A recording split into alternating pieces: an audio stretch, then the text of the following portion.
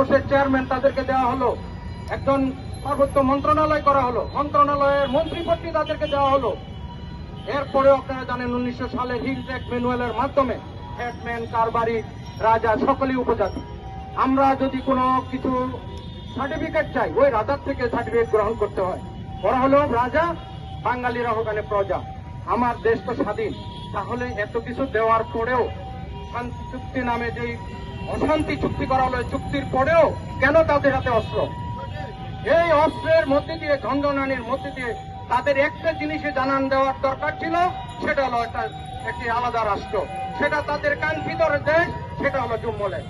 এই জুম্মল্যান্ড বাস্তবায়নের জন্য আজকে আপনারা জানেন এই একটা না একটা বাহানা তারা ধরে যাচ্ছে। শান্তি চুক্তি করার পরই তারা আবার ধরল নিজেদেরকে আদিবাসী বলানোর জন্য চেষ্টা করা হলো।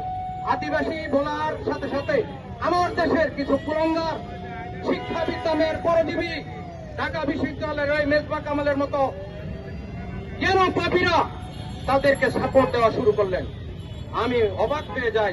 আমরা যারা দেশে বাস করি, আমার দেশ কত ভালো, আমরা যখন দেশের বাইরে যাই তখন আমরা বুঝতে পারি সেই দেশের পক্ষে না গিয়ে এই কেন পাপীরা কেন আজকে উপজাতিদের পক্ষে।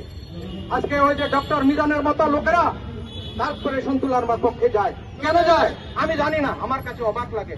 প্রিয় বন্ধুগণ, আপনাদেরকে ভাবতে হবে। আজকে আমি যারা এখানে পড়ালেখা করে, প্রত্যেকে বাংলাদেশের শ্রেষ্ঠ বিদ্যাপীঠে এসেছেন, তারা প্রত্যেকে জ্ঞানী মানুষ, প্রত্যেকে, তাদের উদ্দেশ্যে আমার একটি বক্তব্য আমি সংক্ষেপে বলতে চাই।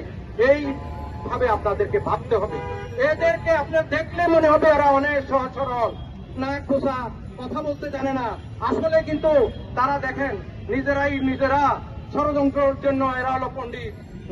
যখন খাগড়াছড়িতে এই ছেলেটাকে মারা হলো, নিজেরাই কি করলেন, তারা এই কি বলে এটাকে ভিডিও কল দিয়ে তারা তখন অনেক লাইভ করা শুরু করলেন।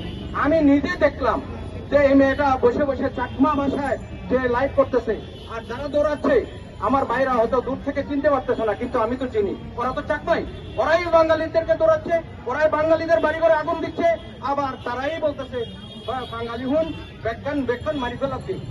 মানে তাদের ভাষায় তারা যেভাবে বলে অন্যরা তো বুঝবে না, কিন্তু তাদের ভাষায় তারা তো বলতেছে। কিন্তু আমি আন্তরিকতার সহিত আপনাদেরকে অনুরোধ করব, আপনারা একটা ভাষা এই যে আদেরকে সহজ সরল মনে করে আদিবাসী বলবেন না। আদিবাসী একটি ভয়ঙ্কর শব্দ, এটি একটি ফাঁদ। এই ফাঁদের ভিতরে পড়া দিলে বাংলাদেশ থেকে এ পার্বত্য চট্টগ্রামের মানচিত্র বুঝে যাবে। প্রিয় ভাইরা, এই আদিবাসীতে আপনারা যেমন নাম দিবেন না, আপনারা পা দিবেন না, উচ্চারণে সহজ বলে, উপজাতি না বলে, ক্ষুদ্র নৃগোষ্ঠী বলতে একটু কষ্ট হয় বলে তাদেরকে আদিবাসী বলবেন না। তাই না হলে তাদেরকে ট্রাইবাল বলুন।